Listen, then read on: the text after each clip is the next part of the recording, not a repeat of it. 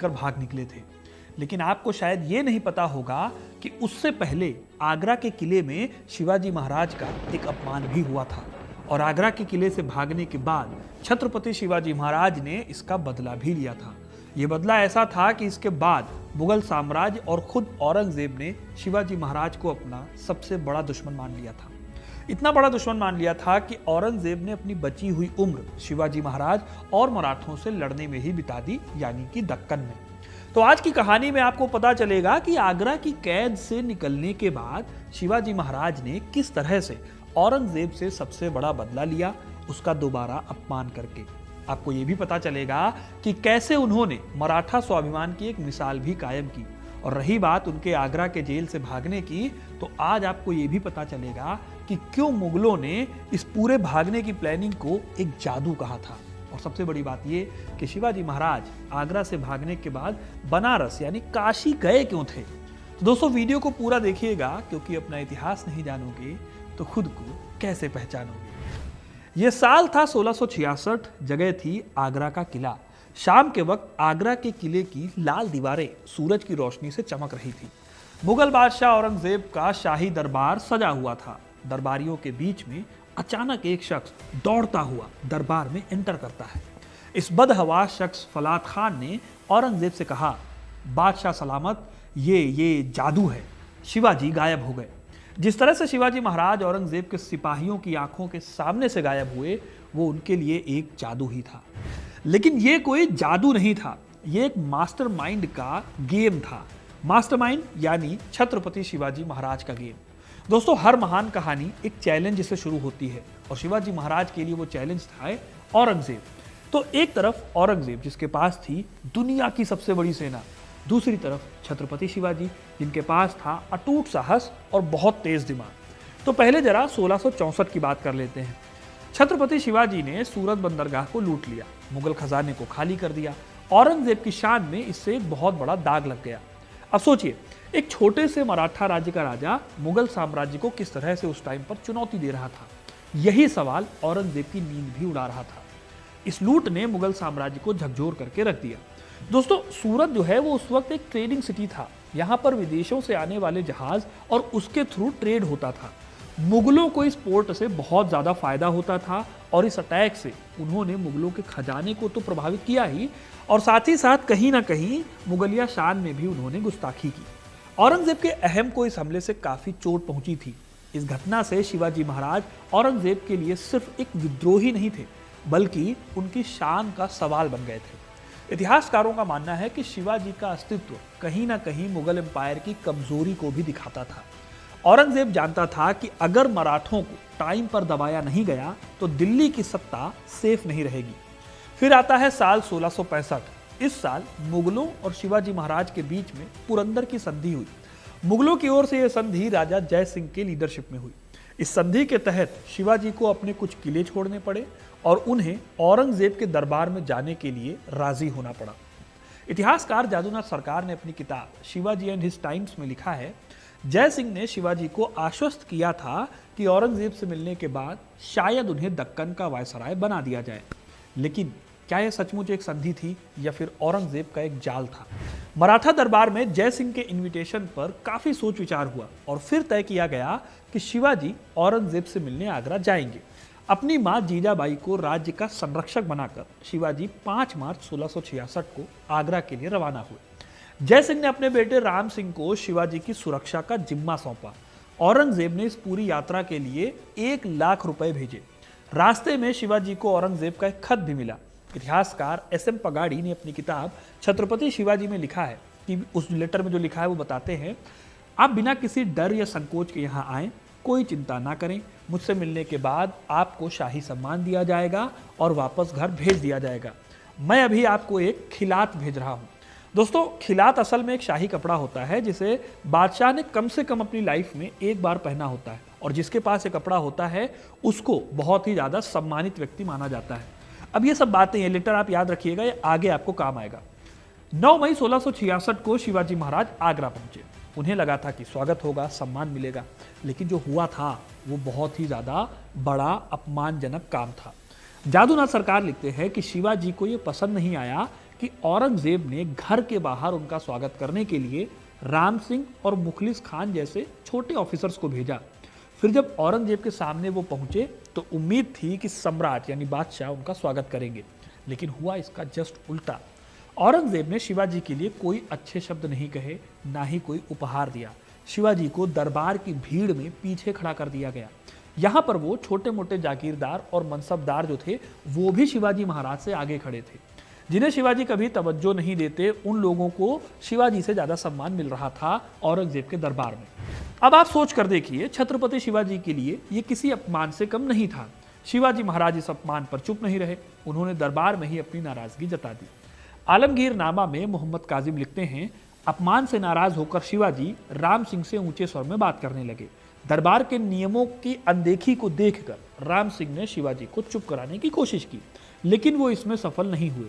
थोड़ी देर खड़े रहने के बाद शिवाजी एक कोने में बैठ गए। शिवाजी की आवाज को सुनकर औरंगजेब ने पूछा कि यह शोर क्या है। राम सिंह ने इस पर कहा, शेर जंगल का जानवर है, वो यहाँ की गर्मी बर्दाश्त नहीं कर पा रहा है और बीमार हो गया है। उन्होंने औरंगजेब से माफी मांगते हुए कहा कि दक्कन से आए इन महानुभावों को दरबार के नियम नहीं पता। औरंगजेब इस पर मुस्कुराया, क्योंकि यही तो वो चाहता था। इतिहासकार सरदार खेर लिखते हैं, आगरा में औरंगजेब का असली मकसद शिवाजी को सम्मान देना नहीं बल्कि तोड़ना था। औरंगजेब असल में चाहते थे कि मराठा स्वाभिमान वहीं दरबार की दीवारों में दफन हो जाए। शिवाजी ने दरबार में अपमानित महसूस किया और वहीं उन्होंने ये समझ लिया कि औरंगजेब ने उन्हें यहाँ पर बुलाया ही इसीलिए था ताकि उनके कॉन्फिडेंस को तोड़ा जा सके। एक तरह से शिवाजी महाराज के लिए जाल बिछाया गया था और फिर राम सिंह को एक आदेश दिया गया, शिवाजी को जयपुर सराय में नजरबंद कर दो। घुड़सवार, तोपे और हर तरफ सैनिक। शिवाजी महाराज कैद हो गए। ये निगरानी बहुत सख्त थी। पहरेदार दिन रात उनकी हरकत पर नजर रखते। बाहर निकलना तो दूर, उनसे मिलने आने वाले लोगों को मिलने तक की इजाजत मुश्किल से मिलती थी। अब ये कितनी अजीब बात थी कि जिस योद्धा ने पश्चिमी घाट के किलों से मुगलिया सल्तनत की जड़ों को हिलाया था, वो अब चार दीवारी के भीतर कैद था। लेकिन ये नजरबंदी बस एक कैद भर नहीं थी, यहाँ उनके ऊपर दबाव डालने की भी खूब कोशिश की गई। शिवाजी महाराज को इस बात का एहसास दिलाया गया कि अब उनकी बाहर की दुनिया उनसे छीनी जा चुकी है, उनका अपना साम्राज्य खतरे में है और उनका बेटा भी मुगलों की गिरफ्त में है। लेकिन दोस्तों, शेर कभी पिंजरे में नहीं रहता, जैसा कि राम सिंह ने कहा था, मैं उसी को कोट कर रहा हूँ। शिवाजी महाराज कोई आम शेर नहीं थे, वो थे एक मास्टरमाइंड। अब देखिए उनकी चालाकी का पूरा खेल। इतिहासकार मानते हैं कि अगर औरंगजेब ने शिवाजी को मार दिया होता तो शायद मराठा ताकत वहीं खत्म हो जाती, लेकिन औरंगजेब ने उन्हें कैद करके ये साबित कर दिया कि वो उनकी असली ताकत को पहचान ही नहीं पाया। अब सवाल उठता है कि क्या शिवाजी महाराज कैद में टूटने वाले थे या वो इस अपमान को अपनी सबसे बड़ी जीत में बदलने वाले थे। मुगल पहरेदार जब दिन रात अपने दुश्मन की निगरानी कर रहे थे, तब शिवाजी महाराज ने एक ऐसा प्लान बनाया जो इतिहास में अपनी चतुराई के लिए अमर हो गया। वो जानते थे कि सीधे सीधे भागना तो पॉसिबल है नहीं। किले की सुरक्षा इतनी ज्यादा स्ट्रांग थी कि एक नॉर्मल सी कोशिश भी उनकी जान ले सकती थी। इसी टाइम पर उन्होंने अपने भरोसेमंद नौकरों और सैनिकों की मदद से एक चालाक सी योजना बनाई। और आप जानते हैं कि उनका सबसे बड़ा हथियार क्या था? टोकरियों का खेल। शिवाजी महाराज के लिए फलों की बड़ी बड़ी टोकरियां आती थी। इन्होंने इसका इस्तेमाल करके बाहर निकलने का प्लान बनाया। भवन की निगरानी कर रहे सैनिकों ने अचानक महसूस किया कि शिवाजी का जो बिहेवियर है वो बदलना शुरू हो गया है। वो पहले से ज़्यादा खुश दिखाई देने लगे हैं। वो उनकी सुरक्षा में लगे जो सैनिक हैं उनके साथ हंसी मजाक कर रहे हैं। उन्होंने सैनिक अफसरों को कई उपहार भी भिजवाए और ये कहते हुए सुना गया कि आगरा का मौसम उन्हें बहुत पसंद आ रहा है। शिवाजी ने यह भी कहा कि वो बादशाह के बहुत एहसानमंद हैं कि वो उनके लिए फल और मिठाइयाँ भिजवा रहे हैं। शासन की आपाधापी से दूर उन्हें आगरा जैसे एक बहुत ही सुसंस्कृत शहर में रहकर मजा आ रहा है। इस बीच औरंगजेब के जासूस उन पर दिन रात नजर रखे हुए थे। उन्होंने बादशाह तक खबर भिजवाई कि शिवाजी आजकल बहुत ही ज्यादा संतुष्ट नजर आते हैं, मतलब खुश हैं। कुछ दिन बाद शिवाजी ने यह पेशकश कर दी कि वो अपने साथ आए मराठा घुड़सवारों को वापस भेजना चाहते हैं। बादशाह खुद उन सैनिकों से पीछा छुड़ाना चाह रहे थे। वो जानकर खुश हो गए कि शिवाजी ने खुद ये इच्छा प्रकट की है। इसके कुछ दिन बाद शिवाजी ने एक बहाना किया। बहाना ये कि वो बहुत बीमार है। अपने आप को ठीक करने के लिए उन्होंने घर के बाद ब्राह्मणों और साधुओं को हर शाम मिठाइयाँ और फल भिजवाने शुरू कर दिया। यहाँ चप्पे चप्पे पर तैनात सैनिकों के लिए ये एक नई और बहुत बड़ी प्रॉब्लम थी। उन्हें हर एक टोकरी को चेक करना होता था। लेकिन जल्दी ही वो सब कॉन्फिडेंट हो गए और चेकिंग को बंद कर दिया। यानी तब वो समय आ चुका था जिसका शिवाजी महाराज को इंतजार था, अपना गेम खेलने के लिए।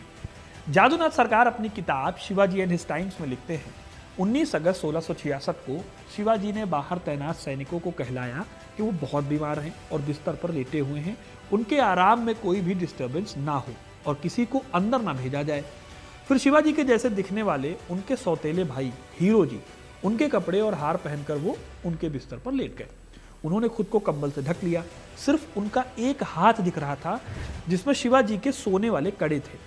इसके बाद शिवाजी महाराज और उनके बेटे कौन, छत्रपति संभाजी महाराज, एक फलों की टोकरी में दोनों बैठ गए।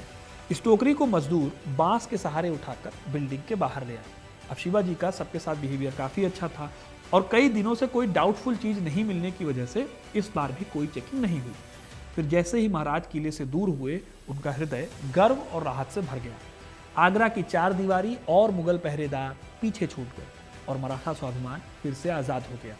इन टोकरियों को शहर के एकांत वाले इलाके में ले जाया गया, वहां से मजदूरों को वापस भेज दिया गया। शिवाजी और उनके बेटे टोकरियों से निकलकर आगरा से 6 मील दूर एक गांव में पहुंचे। यहाँ उनके मुख्य न्यायाधीश नीरजी राव जी उनका इंतजार कर रहे थे। उन्होंने अपने सीक्रेट ठिकानों की ओर रुख किया, जहां से आगे की स्ट्रेटजी तैयार की जाएगी। उधर उनके सौतेले भाई हीरो जी कुछ वक्त बाद एक नौकर के साथ चुपके से निकल गए। काफी लंबे टाइम तक पहरेदारों को पता ही नहीं चला कि शिवाजी, जिनको वो इतनी देर से कैद में रखे हुए हैं, वो उनको चकमा देकर निकल गए। लेकिन जब उनको कमरे से कोई आवाज नहीं सुनाई दी, कोई हलचल नहीं हुई, तो उन्होंने जाकर चेक किया और जब जाकर चेक किया तो उनके पैरों के नीचे से जमीन खिसक गई। इस जगह की रखवाली कर रहे थे फलात खान। फलात खान औरंगजेब के पैरों पर पड़कर जब ये खबर दे रहे थे तो उनके मुंह से सिर्फ एक ही शब्द निकल रहा था, जादू। क्योंकि उसे नहीं पता था कि शिवाजी आखिर हवा में उड़ गए हैं या उनको धरती ने निगल लिया है। लेकिन दोस्तों, अभी भी शिवाजी बाहर निकल गए थे, लेकिन दिक्कत खत्म नहीं हुई थी। आगरा से निकलना इजी था, असली चैलेंज था आगरा से महाराष्ट्र तक पहुंचना। शिवाजी महाराज भले ही जेल से निकल गए थे, लेकिन आगरा से महाराष्ट्र जाने वाले रास्ते पर चप्पे चप्पे पर मुगलों का पहरा था। ऐसे में इन्हें इन मुगल सैनिकों को भी चकमा देना था। तो सवाल है कि शिवाजी ने किया क्या? इन्होंने साधु का भेष बनाया और सबसे बड़ी चालाकी जो की वो ये थी कि वो सीधा सीधा महाराष्ट्र नहीं गए। जरा आप रूट देखो, पहले ये आगरा से मथुरा गए, वहां से इलाहाबाद और फिर बनारस यानी काशी। मतलब ये एकदम उल्टे रास्ते पर गए। कोई सोच ही नहीं पाया कि महाराष्ट्र में राजगढ़ जाने के लिए कोई आगरा से बनारस जाएगा। लेकिन यही खेल था मास्टरमाइंड का। 4 महीने लंबा सफर करके वो पहुंचे राजगढ़ और फिर आया वो इमोशनल मोमेंट जब शिवाजी अपनी माँ से मिले। शिवाजी महाराज अपनी माँ के पास सन्यासी भेष में पहुंचे तो उन्होंने अपनी माता को प्रणाम करना चाहा।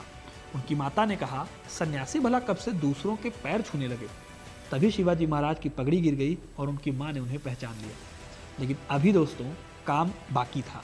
आगरा में हुए अपमान का बदला लेना था, वो सबसे बड़ा बदला जिसने औरंगजेब को इतना गुस्सा दिलाया कि अपनी मृत्यु तक औरंगजेब को मराठों से भिड़ते रहना पड़ा। शिवाजी महाराज ने मराठा आत्मसम्मान के लिए काम करना शुरू किया। आगरा जेल से वापस रायगढ़ पहुंच जाना मराठों के लिए एक मैसेज था कि चाहे मुगल साम्राज्य कितना ही ताकतवर क्यों ना हो, अगर नेतृत्व में बुद्धि है और दम है किसी लड़ाई को लड़ने का, तो कोई भी कठिनाई असंभव नहीं है। उन्होंने अपनी स्ट्रेटेजिक और मिलिट्री स्ट्रेटेजी को और मजबूत किया। उन्होंने औरंगजेब की मुगल दरबार की कमजोरियों को समझाया और उसके अकॉर्डिंग काम करना शुरू किया। फिर आता है दोस्तों साल 1670। उन्होंने सूरत को दोबारा लूट लिया। मतलब औरंगजेब का एक बार फिर से अपमान हुआ। आपको याद दिला दूं कि इसी सूरत की पहली लूट के बाद औरंगजेब ने उनको आगरा बुलाकर उनको कैद कर दिया था और इस दूसरी बार की लूट ने औरंगजेब को वो चोट पहुंचाई जिसकी भरपाई वो मराठा को खत्म करके पूरा करना चाहता था। लेकिन इससे भी बड़ी चोट अभी बाकी थी। 1674 में शिवाजी ने खुद को छत्रपति घोषित कर दिया। मतलब औरंगजेब को एक और खुली चुनौती। इसकी चोट की छटपटाहट में मुगल बादशाह औरंगजेब हमेशा रहे। इस बीच शिवाजी महाराज ने अपने किले और मिलिट्री छावनियों को और ज्यादा मजबूत किया। इस दौरान उन्होंने अपने मेन किलों जैसे कि रायगढ़, सिंधुदुर्ग, इन सबको मजबूत किया ताकि फ्यूचर में अगर कोई भी हमला होता है तो मराठा सेना सेफ रहे और रेडी रहे। इसके अलावा उन्होंने मराठा नेवी पर भी ध्यान दिया। इससे उनके कोस्टल एरिया और समुद्री ट्रेड रूट पर भी कंट्रोल करना ईजी हो गया। ऐसे ही अगर आप देखो तो पॉलिटिकल फ्रंट पर शिवाजी ने लोकल रियासतों और विलेज लेवल के इलाकों में अपनी पकड़ को मजबूत किया। उन्होंने लोकल ऑफिसर्स और सामंतों के साथ समझौते किए, उन्हें सहयोग और समर्थन देने के लिए मोटिवेट किया। शिवाजी की इस स्ट्रेटेजी का एक उद्देश्य केवल क्षेत्रीय विस्तार नहीं था, बल्कि मुगल्स के खिलाफ एक मजबूत और परमानेंट संगठन तैयार करना भी था। इस तरह दोस्तों, औरंगजेब की कैद से लौटने के बाद शिवाजी ने अपनी सैन्य, राजनीतिक और प्रशासनिक नीतियों को मजबूत किया।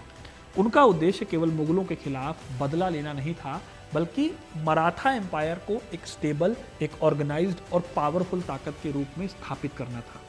ये चरण शिवाजी के जीवन का सबसे ज्यादा निर्णायक और रणनीतिक मोड़ साबित हुआ, जिसने मराठा साम्राज्य को फ्यूचर में बहुत सारी चुनौतियों को सामना करने के लिए तैयार किया। तो दोस्तों, ये थी कहानी छत्रपति शिवाजी महाराज के आगरा के किले से भागने की। अब आपको ये कहानी कैसी लगी कमेंट करके जरूर